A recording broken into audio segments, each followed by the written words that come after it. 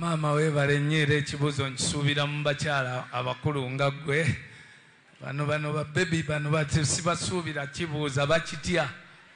Munnange ne bwe mulaba nnyimba oba buli kiseera ne njogera ekigambo mukyala wange, abalala kye bayitanga nti atukuba omukyala. Nali nteekawo embeera naye mubeeza confident nti abalala bamanye nti ye mukyala wange.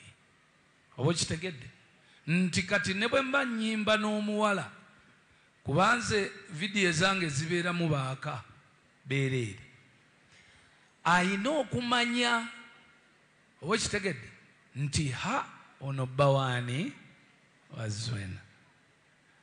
Otherwise ekyo ekintu tekibangako kyangu era kye kisinza okuleetera abayimbi obuzibu. Naye si bayimbi bokka, ne babbaabamwe abatali mu music alina ofiisi secretary muwala muto mulungi, gw'okibala otya?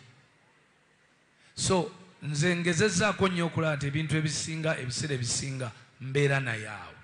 Waliwo n'ebyo bitaama, waliwo ebiseera bye ndabikira ddala nga olulenzi lulungi nnyo. Bwe ndaba nga ndabika bulungi ebiseera nga muga omwezi guno tutambula fembi. Nange bwe ndaba nga wanisa akabina biki kagize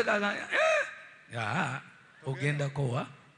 Kati obalansingira awo mpola, naye olina okubalansinga kyekikulu.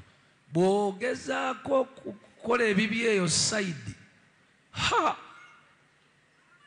anti omanye ekiddako.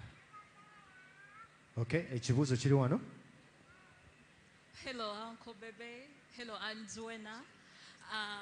By names of Kaus or Kalunji, Suvia. A question goes to Anzwena.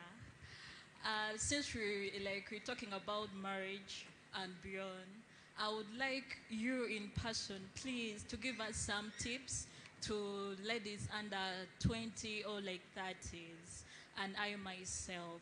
How have you handled Uncle Bebe? Because, you've been in fire. It's really too hard to manage. How have you passed all family challenges, relationship, and friends as well?